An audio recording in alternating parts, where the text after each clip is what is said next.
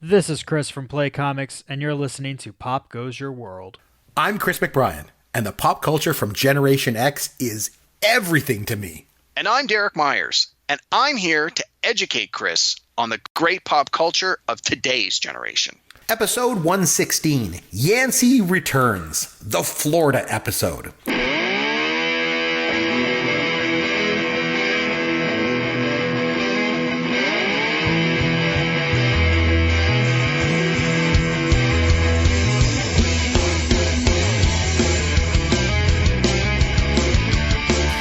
Chris McBrien, along with Caveman Derek Myers, and this is Pop Goes Your World, the pop culture podcast for the generations. Derek, it's been a few weeks since we've been able to record a podcast. What is new in your world? Hey, Chris. Well, I'm glad we're back. Oh, me too. Like you said, been a bit of a hiatus. I'm sure you'll fill us in on the details. Yeah, we missed a few weeks, but we're back in true form, and I've consumed an insane amount of pop culture and media in the time we've been away, but that's a whole show in and of itself. I'm going to hit just a few of my highlights. Okay, like please. Speed round here. Yeah. These are the few things that I feel are worth mentioning, recommendations of things that I've watched that are great that people should check out. So, in no particular order, on Netflix, we've got BoJack Horseman Season 6. If you're into this show, definitely watch Season 6. If you're not into BoJack Horseman yet, you should probably check it out. It's exceptionally good. Also on Netflix, also animated, Big Mouth Season 3. I can't remember if we talked about that in our last one, but I've been watching Season 3 too.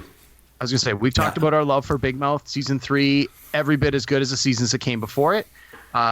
So that was great. Third on Netflix, the new Eddie Murphy movie, Dolomite Is My Name, which I wasn't really sure if I was going to like. I knew sort of roughly what it was about, but I didn't. So I went in a little blind. And I loved it. I thought it was great. It would not surprise me to see Eddie Murphy potentially being in the discussion for Golden Globe nomination, maybe even Oscar nomination. But it was quite good. And then moving to HBO, Succession Season 2 just wrapped up. Again, a great show. I would not be surprised if this becomes sort of HBO's new flagship show now that Game of Thrones has gone away. It's called Succession. It's about an uber-rich family that runs a media empire, and the patriarch is old and sort of starting to lose his marbles a little bit, and it's this whole who's going to take over. He's got 4 kids, and they all have their own issues. It's a great show. Season 2 just ended. Huge cliffhanger type ending. It was great. The Watchmen on HBO as well. This is a continuation of the story from the original comic book from the 80s. But it takes place now. So it's that same world that was presented in the comics, and it follows up what would have happened 35 years later. It's 3 episodes deep. It is, in my opinion, the best show on TV right now. You do not have to have read the comic. If you've seen the movie, that's probably helpful, but also not necessary. Watchmen, fantastic. Last one I want to mention, I got to see Dr. Sleep. Now, for those who are not aware, this is the Stephen King movie that is the sequel to The Shining. A friend of mine won some free passes. I don't even think this movie's out in theaters until probably this weekend. It was good. It wasn't great, but it was good. It was decent. Performances were good. It ran a little long. I thought the last half hour was exceptionally predictable. But if you're a fan of King's work, if you're a fan of the original Shining, it's not as good as the original Shining, but it was still pretty good. I would say check it out. So there we go. The short list. Well, before we get started, I do want to mention a little bit about our hiatus, and I do take full responsibility for not putting out any new episodes over the past month. Here's the thing. We started here at the house to do renovations in the basement. And anyone that has done renovations of any kind knows how things can kind of balloon out of control.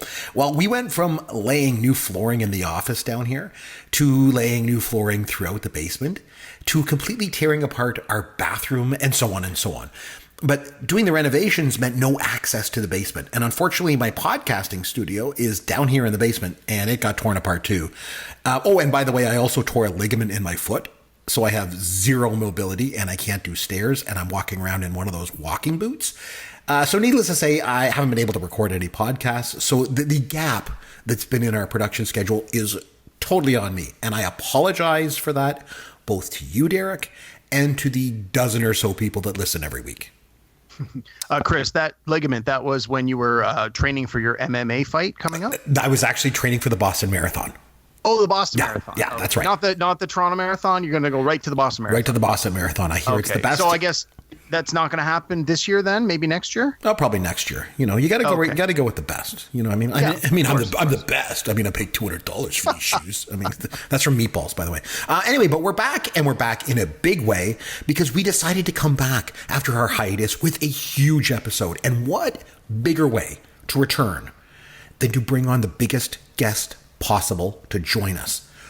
If we decided to go out and produce the most epic podcast episode possible, who would we get? Well, Weird Al Yankovic, of course. But since he wasn't available, we reached out to our old friend and podcast host, the main man from Florida himself, ladies and gentlemen, Yancy Eaton.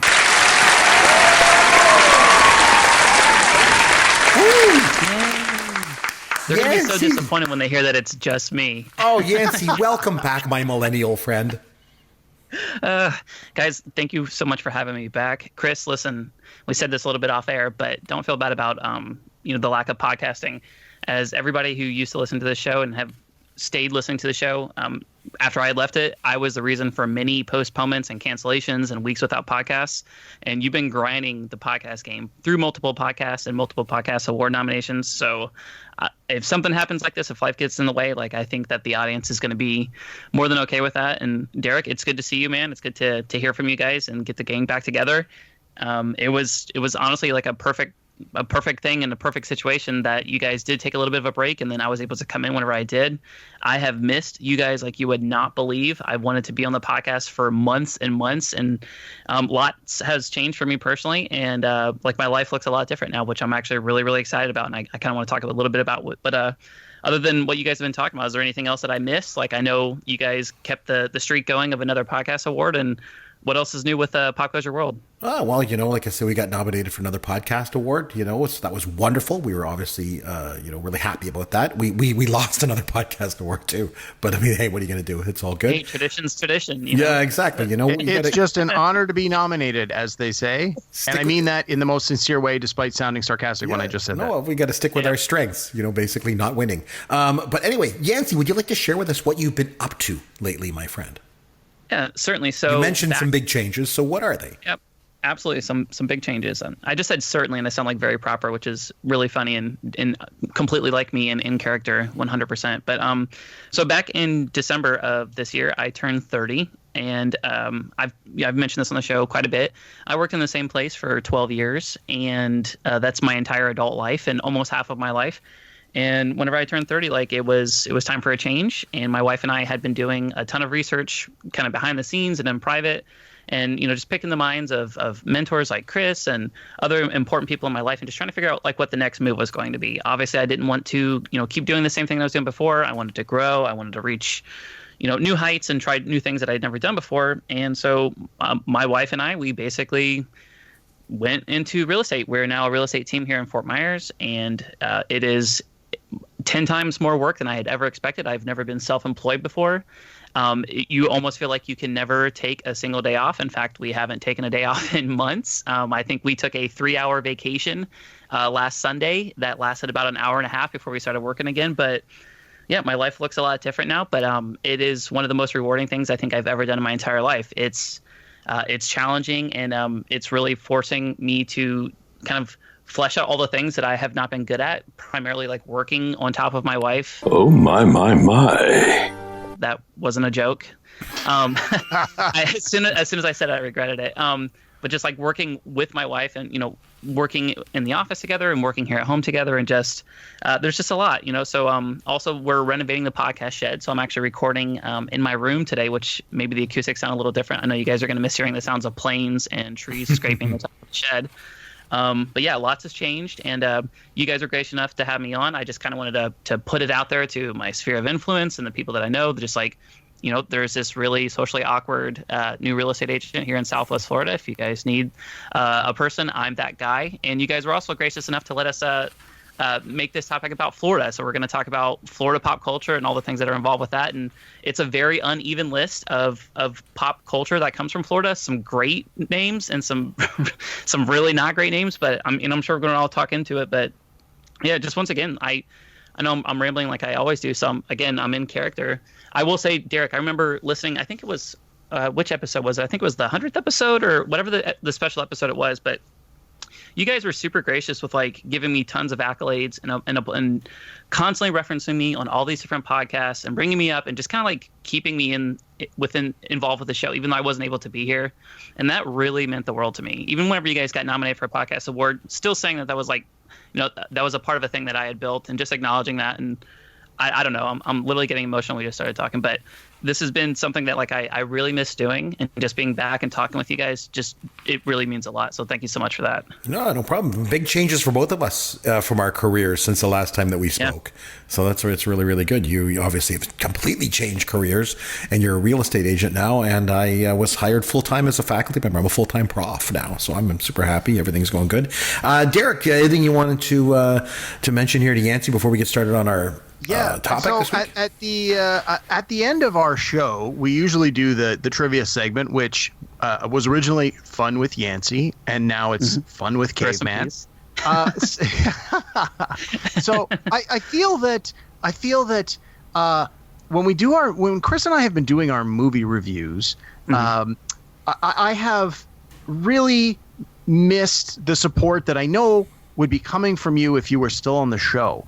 And we've gone through a lot of movie reviews, and I'm curious, as I'm sure the longtime listeners are curious, how you feel about the movies that we've reviewed since you were off the show. So what I've done, we'll call this the before we get into the real show, this is our Fun with Yancy segment. Fun with Yancy. So Yancy, we've done 17 movie reviews since your last show. Okay. And I'm going to just run down the list, and I want you to answer 2 questions about each movie. Number 1, have you ever seen it? And then number 2, if you've seen it, did you like it? Yes or no? These instructions sound really simple, but I will still manage to split this. This is awesome. I'll them as often as necessary. And Chris, just zip. No comments from the peanut gallery. And Yancy, I'm not looking for commentary. I'm just yes, no answers is all I'm looking for. So I'm going to just go in chronological order based on the order we've done the reviews. So as you know, our format is one of us picks a movie, then the other guy. So, you're going to get a new one, an old one, a new one, an old one, that kind of thing. So I'm gonna go down the list, and I'll record your responses here. So first one on the list, Unbreakable from the year 2000. Did you ever see it? No. Okay. How about St. Elmo's Fire? No. Okay. How about Office Space from your favorite year, 1999? Yes and yes. All right. How about the original Night of the Living Dead? No, never seen it. A much more recent movie, Ready Player One. I saw it, yes. I thought it looked great. I thought it was kind of boring. All right.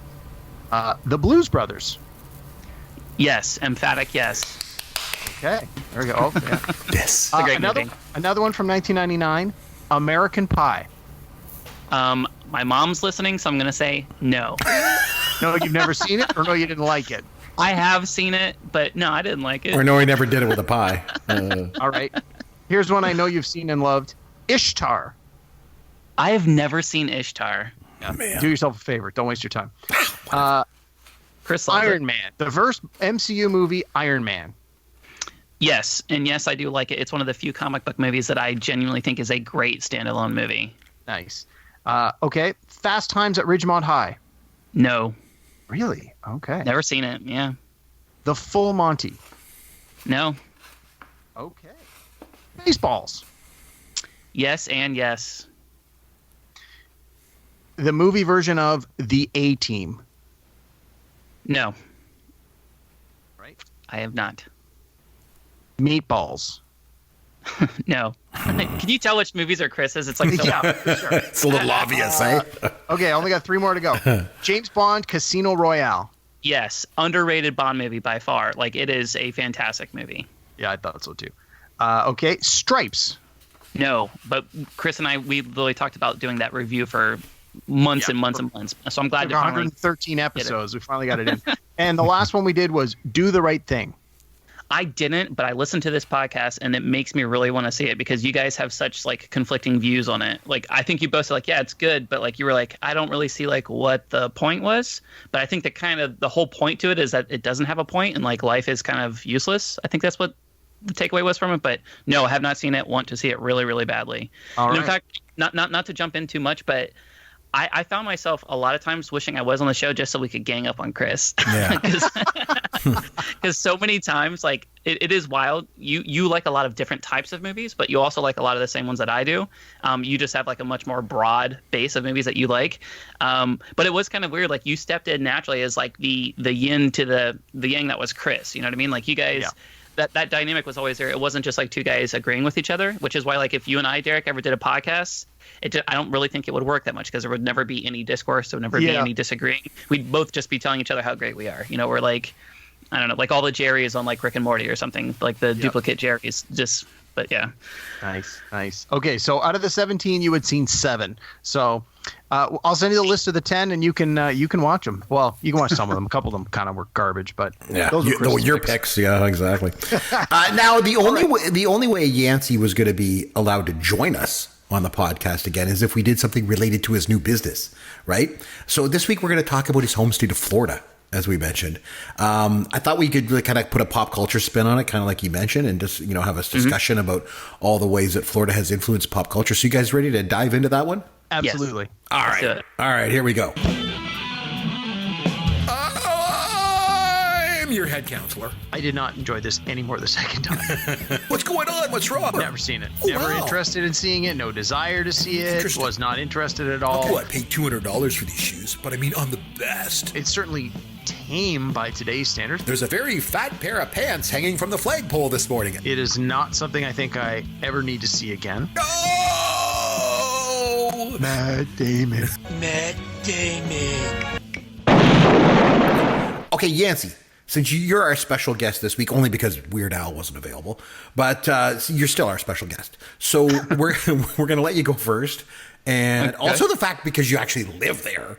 So Yancy, can you help us please shed some light on Florida as a bastion of pop culture? Give us something.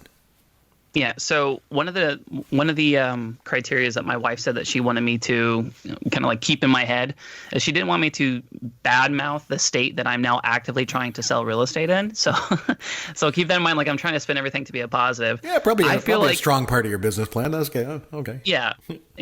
I know what's going on. So I think Florida's been a little beleaguered in like the national media the last, I don't know, 10, 15 years, 20 years, something like that. It kind of has this reputation as being like this, just like this like weird subversive, I don't know, bizarro world, if that makes sense. Like there's so much weirdness going on in all the weirdest news stories that you see there.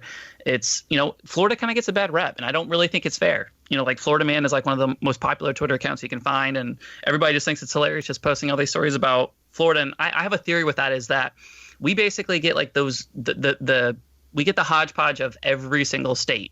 So whereas you guys have like a defined culture and, you know, people kind of stay in the same area. Florida, it is super, super rare that you find people like my wife and I that have been there forever, or like their parents grew up in the same city as them. So we kind of get everybody. Whenever you have all these different like diverse people living on top of each other, I think weird stuff happens. It's a good thing. Sometimes it's a bad thing, but overall, I think it's a very, very good thing. So I'm going to spin that with the pop culture thing. I want to talk about a couple movies. So some movies are very, very bad. Like when you think of Florida, you think of like the awful like straight to DVD movies like Mega Python versus Gatoroid, or like Mega Piranha versus Mega Shark. Like these are all movies that like come out all the time and they're filmed here in Florida. But then you also have movies that are based in Florida, like, I don't know, Citizen Kane, only the greatest movie of all time.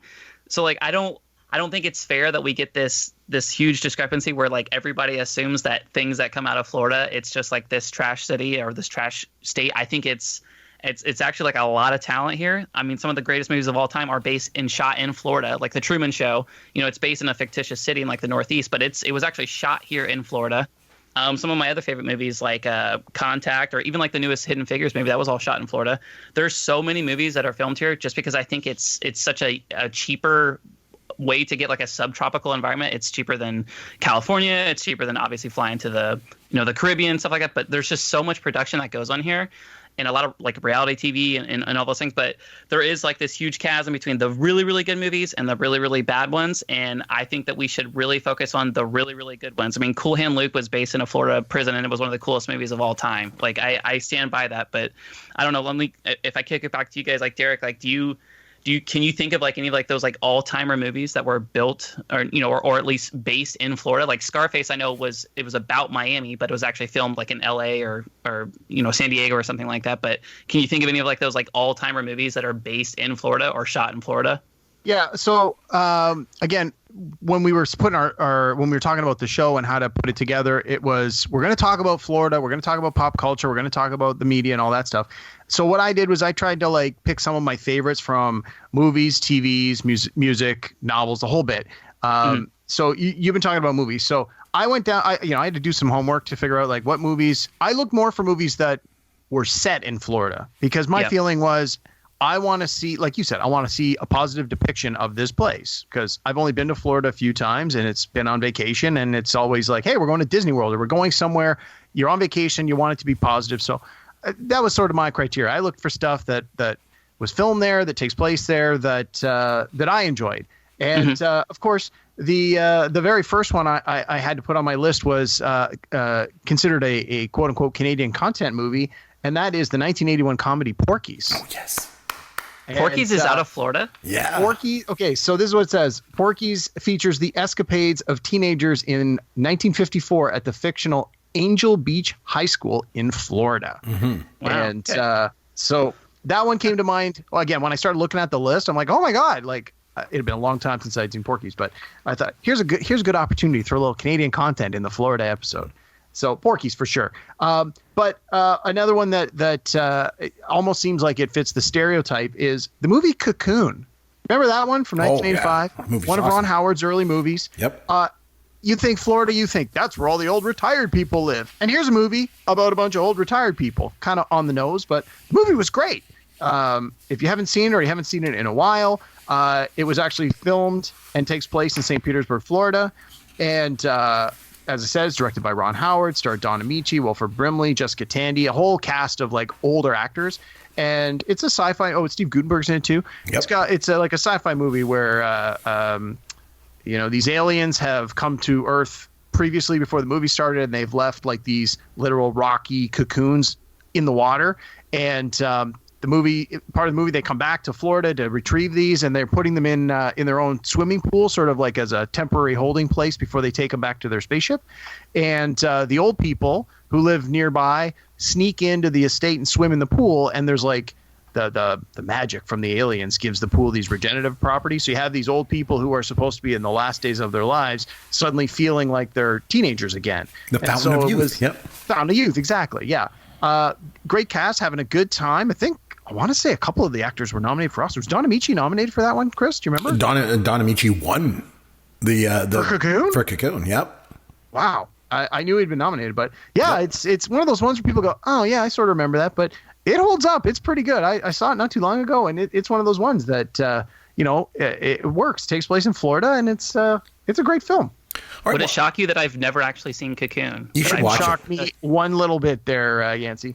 You should watch it, Yancy. It's really, really good, actually. I really enjoyed that movie. It sounds like crazy, like when Derek goes through the synopsis of it. So I was like, what is that's great? It's really, really good. I took a little bit of a different approach to when I had to think about Florida from a pop culture point of view. And I attacked it this way from the theme parks, because I've probably been to Florida 5 or 6 times. And the thing that always stands out to me when I think of Florida and pop culture is the theme parks. And I've been to pretty much all of them too. Is it Disneyland or Disney World, Yancy, that's in Florida? Disney World, Disney World. Original, Okay, the sorry. OG Disney is, that's in Orlando, Florida. Disney World, right? Disneyland is the one out in California. Okay, so I've been when Disneyland goes to sleep at night, it wears Disney World pajamas. Okay, Oh, we'll just okay. say. Oh, that's Nice. Cool. All right. Nice. Well, I've been to Disney World. I've also been to Epcot Center. I thought that place was great, and they have all these buildings like for countries around the world. There's a Canada building there, and like I think they even have a Cameroon building. I guess the Haile Selassie Pavilion, I believe, is there. But I've also been to SeaWorld. And I think the one I liked the best, though, was Universal Studios. So I went there for Christmas, like New Year's in 91, I think it was. And my buddy and I went there. And I got picked out of the audience to do this thing where me and my buddy had to go on stage, and then we like starred in this episode of like the Golden Girls, and they shot it and then they showed it to everybody, and it was just awesome. And then I went back in 2000 with another buddy of mine, and we met up with his cousin and her friend, and then I was like, oh, they were like, where do you want to do it? I was like, oh, let's go to Universal Studios. It's so good. I really want to go there. And then they all overruled me, and they said, no, they want to go to Islands of Adventure. And I was like, oh, man, and it sucked. So what happened was we got there and we went on one ride. It was like this dueling dragons ride. And my buddy was like acting like an idiot. And he was like flailing around like, oh, no, you know, going crazy on the ride. And his keys fell out of his pocket and fell into the water. And so that was on the first ride. And so we had to go and call a company to come in and like get us new keys. And we spent the whole day in the underground. But that really sucked. But other than that, I just always think of theme parks when I think of Florida. So that was the first thing that kind of came up for me. I that's honestly, Chris, like I think at one point Orlando was, or maybe it even still is, it's like the most touristed city in the world, like more than Paris, more than, I don't know, there's a lot of cities and I can't think of any off the top of my Vegas or head. something like that, yeah. But yeah, or Las Vegas, like it literally is just the biggest draw, and so much of the city is transient, and I think that's also why you see so much, it's like this weird hub of entertainment that a lot of people don't know about. Like I know, for instance, I want to talk about music in a little bit, but so many of the boy bands that we're used to seeing, like Backstreet Boys, 98 Degrees, O-Town, Fifth Harmony, they all are out of Orlando. It's like this weird, like pseudo, you know, it's like a mini Memphis or like a mini Los Angeles or a mini New York that a lot of people don't realize, but a lot of stuff comes out of that one little hub. You know, it's just weird. Like there's so many different things. I don't know how much you guys want to talk about music, but I have quite a bit of music that I want to talk about as well. Yeah. What do you got? I got a pretty long list of artists that I enjoy. That some I knew were from Florida and some I did not. But you're the music guy, Yancy. I figured I'd let you start that, go down that little road, and I'll just throw in some tidbits along the way. Okay, I think the number one draft pick if we're doing musicians out of Florida, and I've talked about this at length, so I'm not going to go into it too much, but Tom Petty from Florida, sure. He's the greatest. All the original Heartbreakers, are from Jacksonville and the Jacksonville surrounding areas and Gainesville, that big little cluster of cities. Interestingly enough, too, like Tom Petty was in 3 bands. Everybody always remembers him either as the 1 or 2 solo albums, and then all the stuff that he did with the Heartbreakers. But before all of that, he actually recorded with the Epics, and then he had his later supergroup with Mudcrutch. All those guys were Florida guys for the most part. Maybe 90% of the guys that he ever recorded with was all local guys, which I think is kind of like a really cool like side note that a lot of people wouldn't think, but like he was really big about, I want a specific sound and that's what I'm going to carry forward. There was a period where Southern rock, like Southern classic rock, was one of the biggest acts out there. Like it wasn't just them, it was obviously Lynyrd Skynyrd, who a plane crash wiped out 4/5 of the band. I had a chance to see Lynyrd Skynyrd years ago when I was living in Gainesville for school.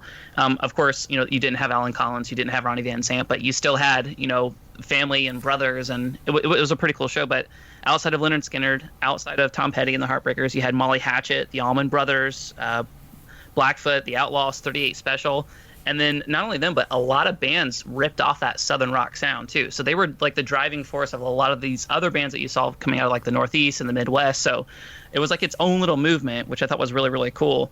I don't know if you guys have ever heard of Criteria Records, but they're based here in Florida. They've been around since like the early 70s, and like one of their claims to fame is they've recorded with a ton of artists, like really, really popular stuff, and they're still going now with like Nicki Minaj. But back in the day, like they recorded like Rumors by Fleetwood Mac, which is probably one of my like top 15 favorite albums of all time. They recorded Hotel California. So like there was like this, they did things with Aretha Franklin and Billy Joel and Black Sabbath and Dylan and the Eagles and Dr. Dre, Rod Stewart. Like there was all this music was being recorded within the state of Florida, which I just thought was like such a cool little footnote. There's a bunch of really bad hardcore bands that I used to really be into. Like 16-year-old Yancy was super into like these hardcore and punk bands. Like my favorite band for a long time used to be Under Oath. They're here from the area. Marilyn Manson originally started here. On the opposite end of like the religious spectrum, Creed was based out of here. Like there's so many of these like really obscure bands, like not even obscure, but bands that had a flash in the pan, like a Matchbox 20, like early 90s, like, or mid 90s. That was like the moment. Vertical Horizon type bands. I'm listing off a whole bunch of them, but Tom Petty obviously is like the first round pick. But all these little movements right now, like the thing that's really kind of driving the music creation in Florida is like the whole SoundCloud rapper phenomenon. A lot of these rappers, like what's a good example? Pitbull. Well, Pitbull, but that's, you went to Pitbull, which I think is amazing. Pitbull is something else. Flo Rida. Tell me Flo Rida must be from Florida, right? Flo Rida, yeah, he's not a SoundCloud rapper. That's another example, obviously. But like a Kodak Black, or there's tons. But I'm doing the thing that I always do, where I just keep talking and I don't let anybody else come up for air. But throughout all the decades, the 60s, 70s, 80s, even now, like, I have to like tip my hat to all these individual little acts that have actually made a name for themselves and come from this state. You don't really hear about them because it's so rare that artists come up from here and then they kind of stay here and record here and make their names here. Normally this is just like a stepping stone, to get to, Los Angeles or New York, or, doing world tours and stuff. But it was kind of cool to see somebody like a Tom Petty actually stay grounded in here, constantly come back. And when he did pass away, like, just seeing the reception that he got here, like, he's literally like our Bob Dylan, guys. Like, he's, it's really cool because we still see tributes and stuff coming up for him. And it was kind of cool to get another opportunity to talk about him. But where are you guys at with the music? What did you guys have on your list? Just when Tom Petty there, you mentioned that he was in 2 other bands too, but you forgot one of them. What about the Traveling Wilburys? He was in that one too, right? Oh, with ELO's. Yeah, with Jeff Lynne, Roy Orbison, and George Harrison. Yeah, that's actually my bad. And I think you did a good job running down all the great musicians that came from Florida, but you missed the best of all time, and that was Vanilla Ice. I knew you were gonna make some joke like this. It's not a joke, man. Word to your mother. Man. I thought you were gonna say like 2 Live Crew or something. They're from Florida too. Oh, are they? They sure are. Oh, yeah, that's right. They were. Yeah. Yeah. Oh, so Quad City DJs, guys. No. Quad City DJs. Yeah, are they the ones that come on, ride the train, choo choo ride? Is that the one? Yeah, that's the one, man. See, I know that stuff, man. See, I'm hip. So a couple, Yancy, you hit just about every musician I had on my list. You had mentioned. So I was looking in the 90s. Matchbox 20 was definitely one of my favorite bands, and I didn't realize they were from Florida. So that was sort of a nice little Easter egg to learn today. In the late 90s, Limp Bizkit was huge, also from Florida, from Jacksonville. Yep. And then looking a little more contemporary, we already mentioned Pitbull, who is in and of himself a brand, like a huge brand in more than just music. But Ariana Grande from Boca Raton, Florida. Again, one of the most popular and best-selling artists we've got today. So it's not just the classics and the roots and foundation of classic rock from the 60s, 70s, 80s. You've still got phenomenal artists today from Florida producing exceptional music, keeping it real, if you will. And just continuing to evolve music, right? Like music, like anything else, music changes with the times. And Florida, like a lot of other places, clearly has a lot of great musicians that can be trendsetters instead of followers. So tip the hat to that. Very good. Before I get into my next one, I just was thinking when I mentioned about the theme parks, there was another one. Yancy, you got to help me with this one. There was a place. Busch Gardens? No, I've been there too. But there was a place that was up. It was up in a place called Spring Hill. I went there to hang out with my grandparents years ago. This was back in like probably 88 or something like that. And there was a place there. I want to say it was called like Wiki Wachi or something like that. And it was like the most weirdest, bizarre freaking theme park I've ever seen in my life. And so what it is there's like this big kind of like aquarium. And instead of you go in there and it's like you're in front of the glass, and instead of looking in and seeing like fish or like a dolphin or something, or a killer whale or something like that, it's these women get in there and they wear like fins, the mermaid, like look like a mermaid, and then they're like sucking air through a tube, and they do like this kind of like swimming around in this play. It was like it was just freaky and weird. You know what I'm talking about, right? Like I'm not just making this up. Squatchy Springs, yes. I haven't been there personally, but a lot of my family has. For whatever reason, people are into it, Chris. People are into it. Like I say, it was in Spring Hill, if I remember correctly, and I went down there and spent time with my grandparents. But since then, it's funny because our buddy Keith Renshaw that we met through Fantasy Baseball, he lives up that neck of the woods. So if I ever make it down again, I can come down. I visit you. I can visit Keith, and then we can go see all these mermaids. Do that again. But the thing that jumps out to me when I think of Florida is, so in 2008, I got married. Okay, and we had our honeymoon in, what's that? Say congratulations. Oh, yeah, thank you. Thank you. Sorry. It's 11 years ago. It's great. Thanks. Just send me something in the mail, would you? So I got married in 2008, and our honeymoon, part of our honeymoon, we went, half of our honeymoon, we went on a cruise. And the other half, we were in Florida. We went to Sarasota. We stayed in Lido Beach. And so we went down there and it was all great, whatever. And then I get back. And then at the time, like I was a subscriber to Entertainment Weekly, the magazine. Always liked that magazine. I've got it ever since the 90s. And there used to be an article in there every month, and it was called The Pop of King. And Stephen King, the author, would write an article once a month. And he wrote this whole article when I got back from my honeymoon, and I read this article that he wrote, and he said, the best novel of 2008 is called The Garden of Last Days. And it's written by Andre Dubus III. And so I was like, if Stephen King says it's good, I got to read this book. So I went and got it and read it. And it's about the days that lead up to 9/11 and what happened with some of those terrorists that flew the planes into the buildings, what they were doing leading up to that.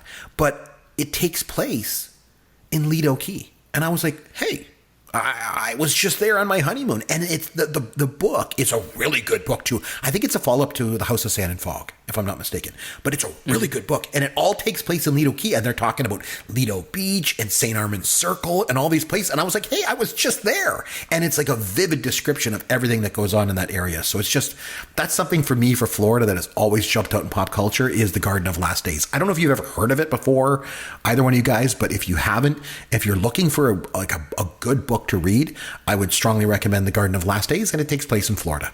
So I haven't read it, Chris, but honestly, that sounds like something that I would be completely all over. I think you would like it. It's pretty good. So let me take this opportunity to segue from one book to another. Okay. So as I have mentioned on the podcast before, my particular favorite genre of book is fantasy.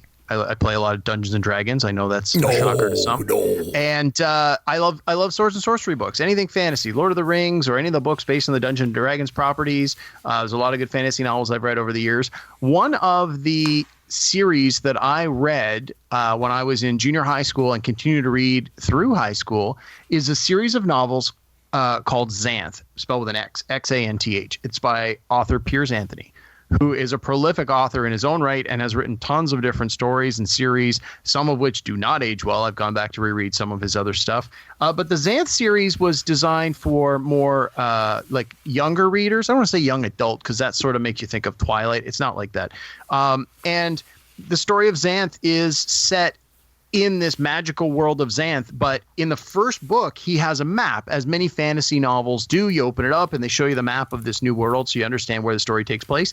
And the map is literally the state of Florida because the author, although he's English, got married and moved to the States and moved to Florida and has lived there for like the last 50 years. And so this series that he was writing called Xanth is set for all intents and purposes in Florida. Now, he's reskinned it. He's called it something different. And through the course of the first few books, you realize that it's almost like a parallel world. So that's why it looks like the geography of Florida. Is the map still shaped like a gun? Is the map still shaped like a gun? I'm not sure what you mean. Florida is literally shaped like a gun. That's what I'm saying. Like, if you look at the map at the front of the book, is it literally like the exact same shape as Florida? Yeah. Yeah, even right to the straight line borders up in the northwest, and okay.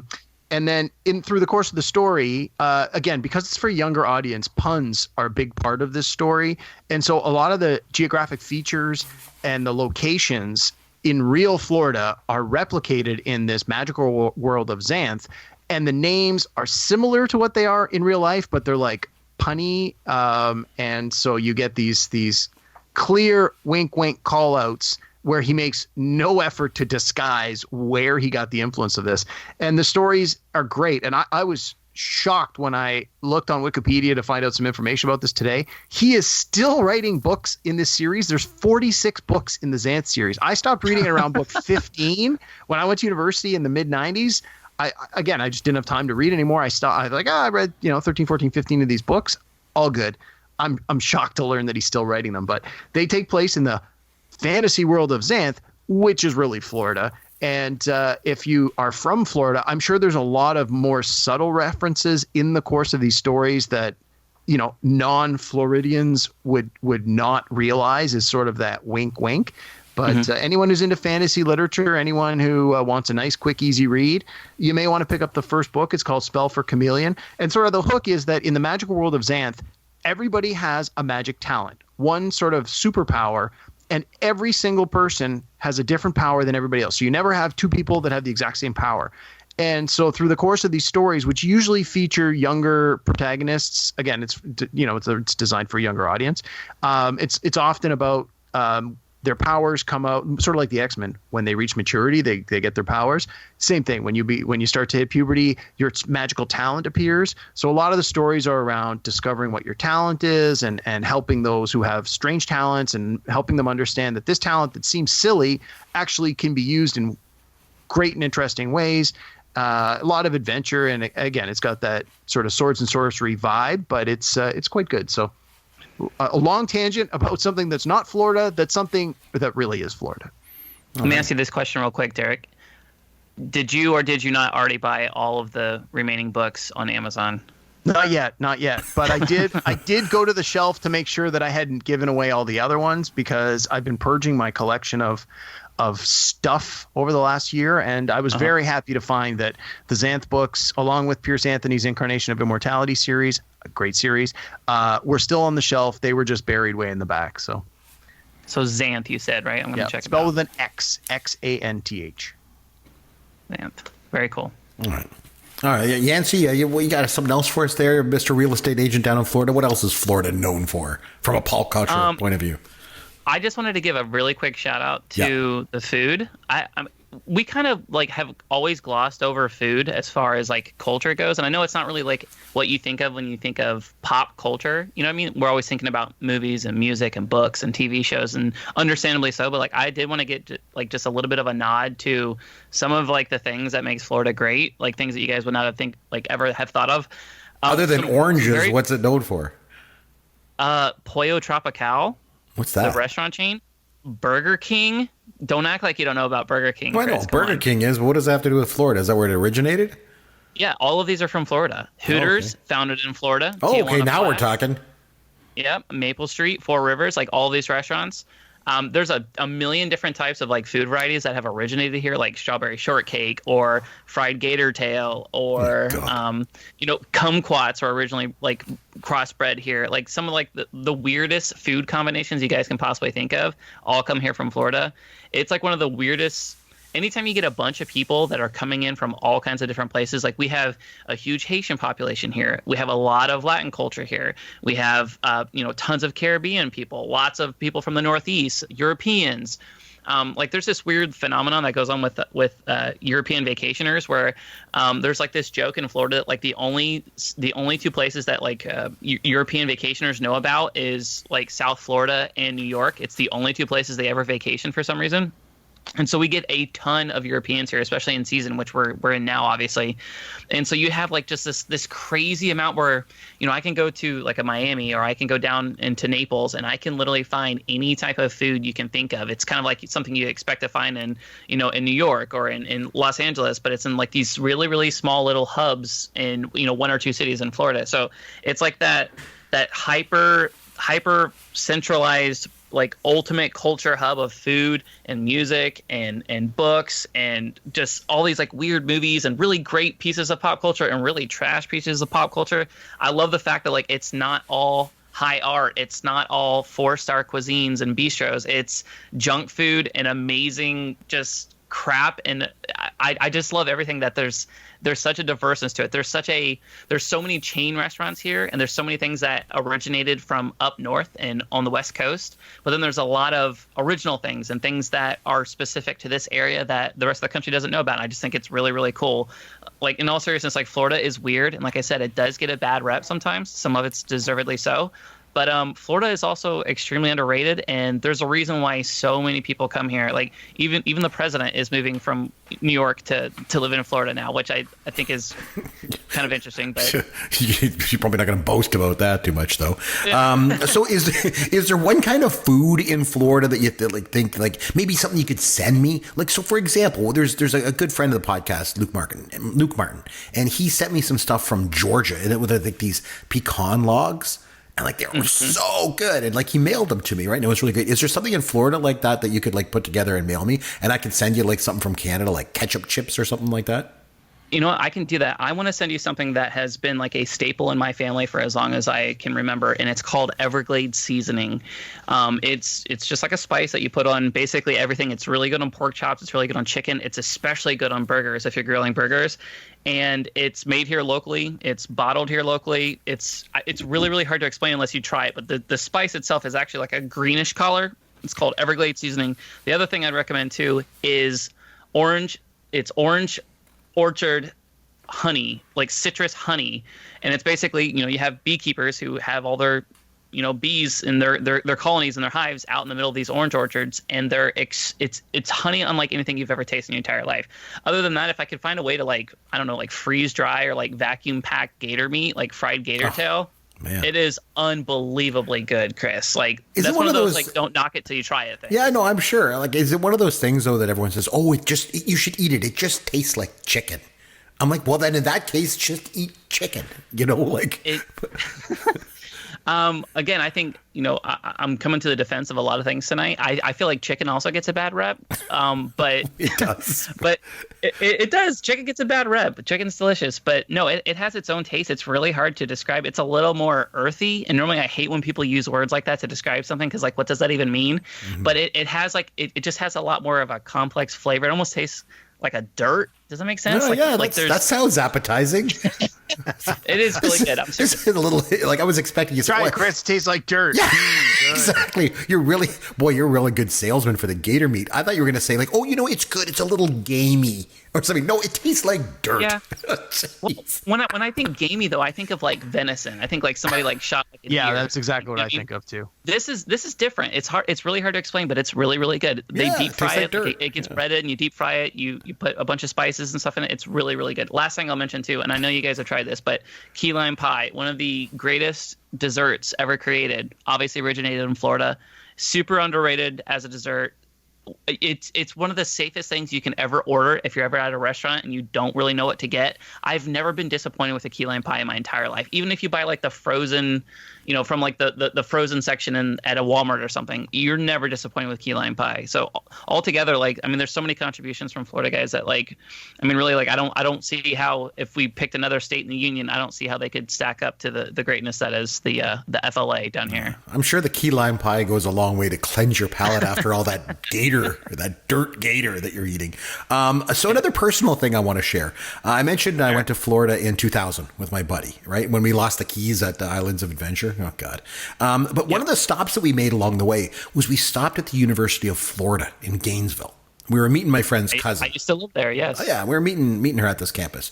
And then we get to the campus, and then his cousin, we meet her, and she mentions, oh, there's this guy, yeah, we're going to go do something, but there's this guy, he's like speaking here at the college tonight. Like it's, you guys want to go see him? And he's talking about testicular cancer. And how important it is for young males to like check themselves. So he's a guest speaker tonight. And, I don't know. I'm like, well, as much as I'm sure that sounded like a stellar way to spend my night, no one else wanted to go. But I actually said, well, who's your guest speaker? And then they go, oh, I don't know. Actually, you might know him. He's from Canada. Because we all know each other up here in Canada, eh, Derek? Yeah, all of you. Yeah. For sure. So anyway, it was Tom Green. Handshake and everything. It was Tom Green. And I've heard of Tom Green. And I was like, Tom Green's here? What are you talking about? We got to go see him. And they were all like, what? Who is this guy? I'm like, we got to go. So we went over and we went and we watched. Tom Green was there.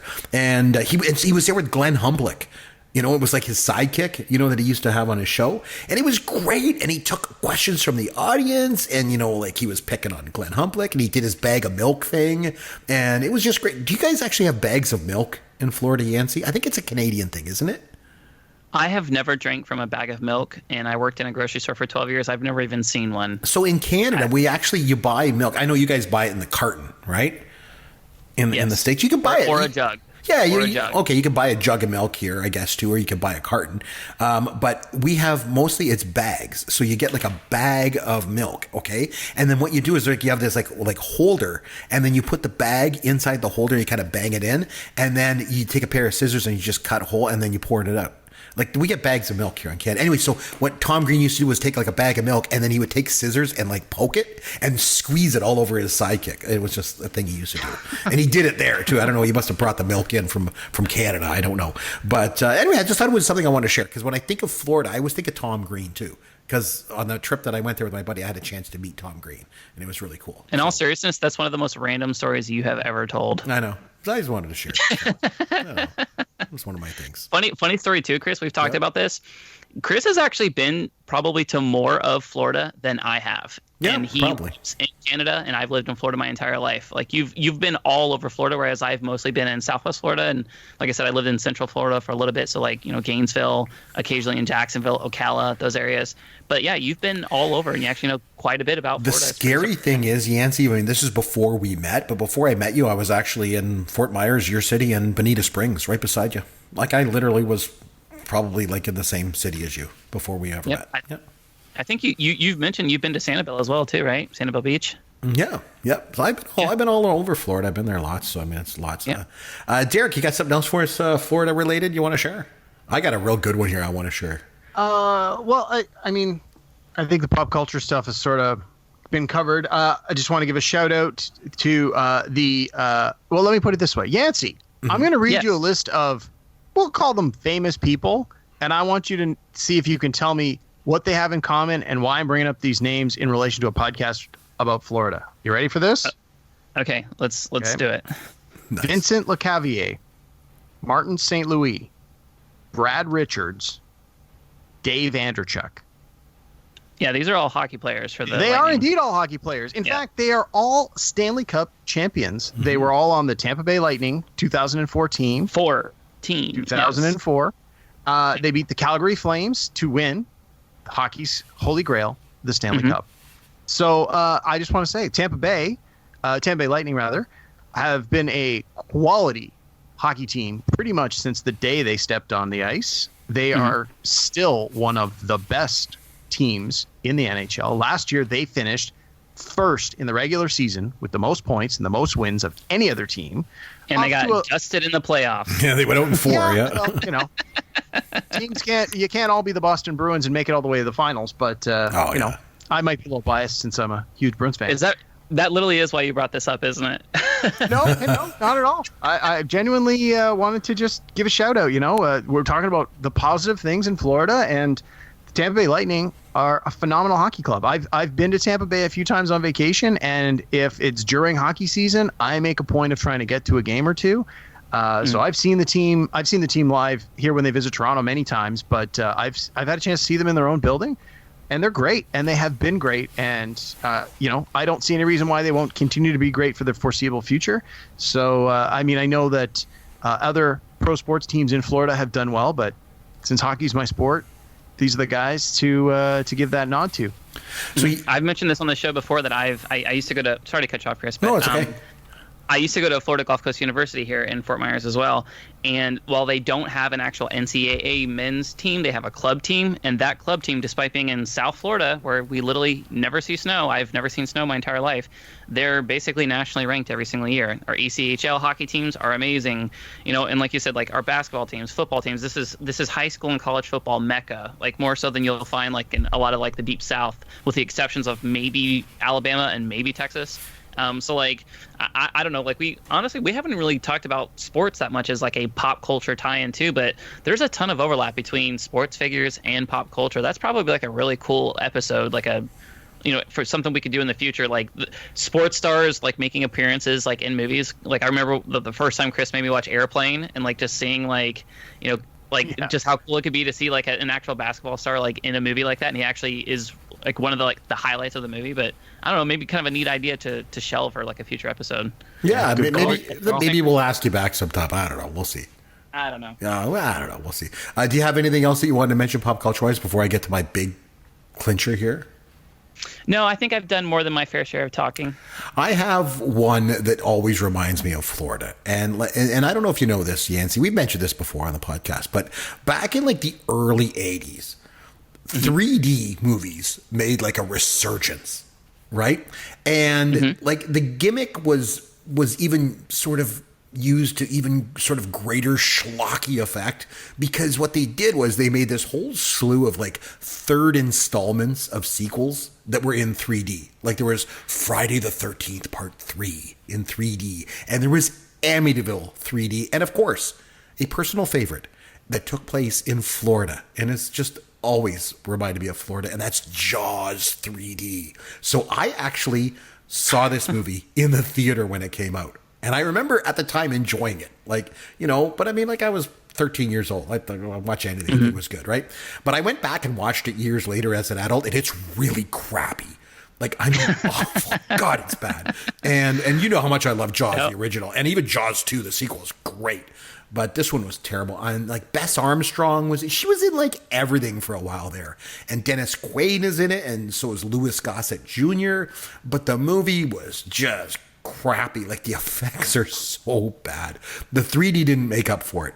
Like the shark looks just so awful. I remember there's one part where it swims through the water, and it doesn't even like flex or like move its tail. It's just like this crappy, cheap model that just they move it across the frame. Like it doesn't even move. It's just so bad. And like the whole shark then slowly starts coming off the screen, you know, because of this cheesy, crappy 3D effect. But the reason why I think I like that movie so much, and I bring it up here, is because it really epitomizes the whole Florida pop culture thing, because it's just so campy. No offense, Yancy, but I just there's something campy about Florida. When I look back and I think of all the theme parks, you know, and all that, and like Florida just seems a little bit campy. Like, I mean, it's a great place, and I've been there multiple times, but I just always think of kind of that kind of stuff. And you know how much I love campy stuff, so it's just a big thing for me. That's all. Yeah, I do think that's fair. I remember reading like it's like one of the two or three most parade states in the world, like pageants and reality TV shows based here. Like there is a lot of camp. Like I do think that's actually very, very accurate. And like I mentioned earlier, you have like the extremes of like the high art, like, you know, Zora Neale Hurston, who wrote Their Eyes Are Watching God, like, you know, one of the greatest authors of our time. Like she's from Florida, and Ray Charles was born in Florida, which a lot of people don't know. But also, like you said, Jaws 3D. You know what I mean? Like you get kind of everything with that. The complete opposite ends of absolute high art and masterpieces, and, you know, some of the worst pop culture you'll probably ever see. So I get it. Would you go as far as to say that Jaws 3D ruined your childhood, like the all-female cast of Ghostbusters ruined many people's childhoods? Apparently. No, the only thing that ruined my childhood was the Star Wars prequels. That was it. Other than that, Jaws 3D didn't ruin it. No. Fair enough. It was good. It was all good. Florida's off the hook on that one. All right. I tell you what, on that note, what do you say that we have some Fun with Caveman.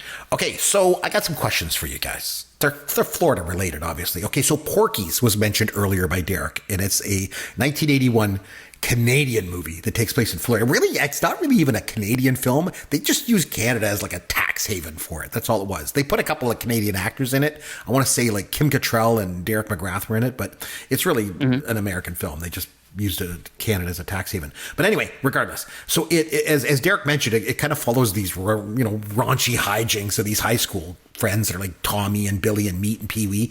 And they try to go to this local strip club, Porky's, right, in the movie. But in one scene, the guys go to meet a prostitute in order to lose their virginity. What is the name of the prostitute? Caveman, you are on your own. Yeah, I'm like, I have no idea. Key lime pie.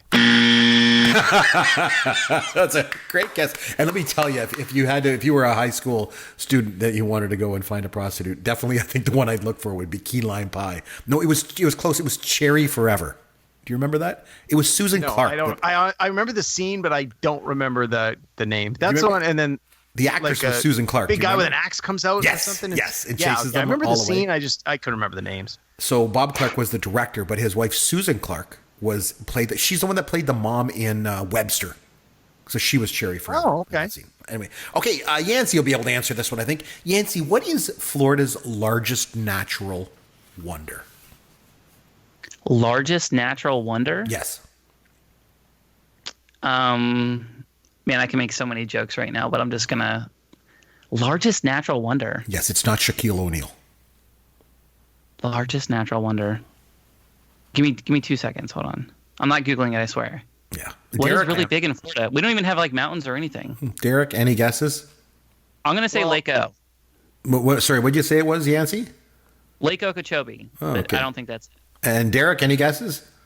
No, that when I was doing my homework earlier, I read something about the Xanth books. They were saying, "Oh, this is based on this, and this is based on that." But for the life of me, I can't remember the details. So I'm gonna have to pass on. Yeah, Yancy, it's not even that far from you, man, young man. It's almost in your backyard. It's the Everglades. Okay, Everglades? The Oh, yes. yeah. Okay.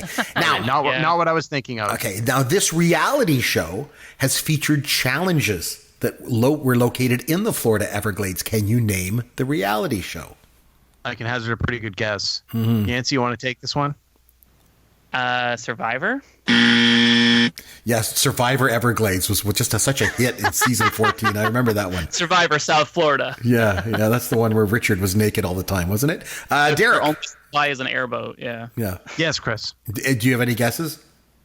Oh, that wasn't the right answer? No, it's not Survivor. Oh, my guess would have been The Amazing Race. Yes, you are correct. Congratulations. Okay, I'm going to go a little bit south. It's still part of the state, and you mentioned key lime pie earlier, but what famous author famously had a home in Key West? I know. Yes. Yancy? Hemingway. Oh my goodness. I love the fact Derek's like, I know. It's like the Canadians know the answers for Florida. Okay, this one's a good one. This is this oldest commercial tourist attraction in Florida. Was designated a national natural landmark in 1971. It's also the location of the most filming shoots in Florida history, including Sea Hunt, Tarzan, and The Creature from the Black Lagoon. Can you name the location? Disney World. The OG Disney. No, it's not that. Man, that is really tough. I remember going on a field trip to like the fort in St. Augustine. It's like the oldest continuously occupied fort in like all of America, but I don't think that's it. It's Silver Springs. Silver Springs. My parents have been there. Oh, there you go. Okay, so this one's going back a little ways. Well, I don't know, but it's Florida, so maybe you know, maybe you don't. I don't know. Derek might know this one. A political satire comic strip was created by Walt Kelly and took place in the Okefenokee Swamp. It was syndicated in national newspapers from 1958 to 1975. Yancy, do you know the name of this political satire comic strip? I cannot remember the name, but my grandfather and my grandmother, who recently passed away, had strips of this that they had laminated and kept on their fridge. Yep. I can literally see it in my head, and I cannot remember the name. It's something like Pogo Stick or something. Like. Oh, you know what? I'm going to give it to you because it's Pogo. It's Pogo. Congratulations. Pogo. Okay, Very good. All right. Building on something that this is the last one now I got for you. Building on something Derek had mentioned earlier. How many NHL teams does Florida have? Yancy only. The Canadian is not allowed to answer any hockey-related questions. No way, caveman. I believe they have the Florida Panthers, and they have the Tampa Bay Lightning. Very good.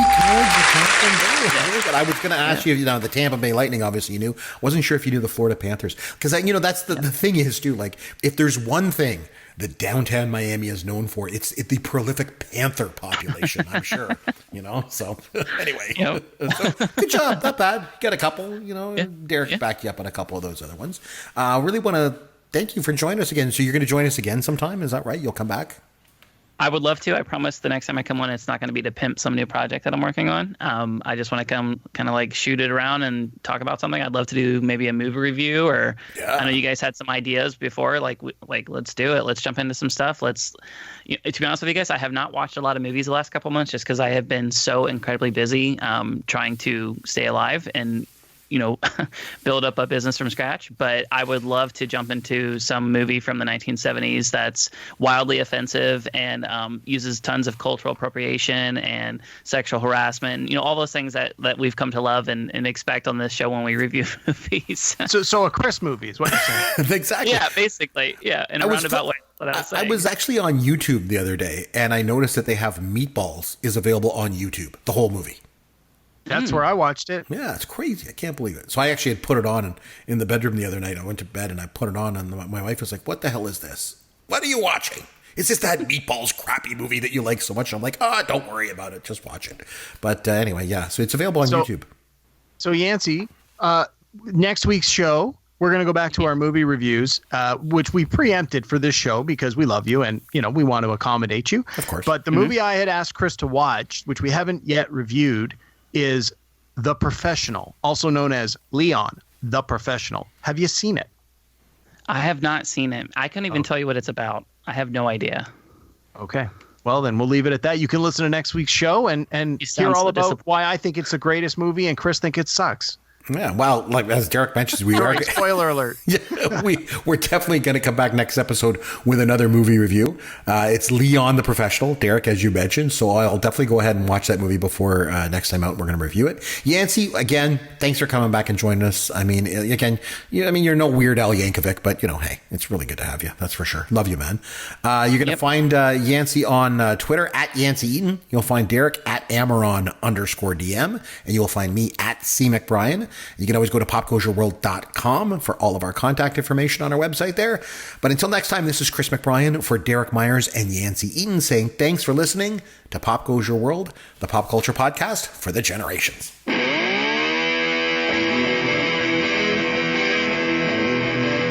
Thanks for listening to Pop Goes Your World. You can contact Chris and Derek at popgoesyourworld.com. Please take a minute and review the podcast on iTunes or wherever you download and listen to the show.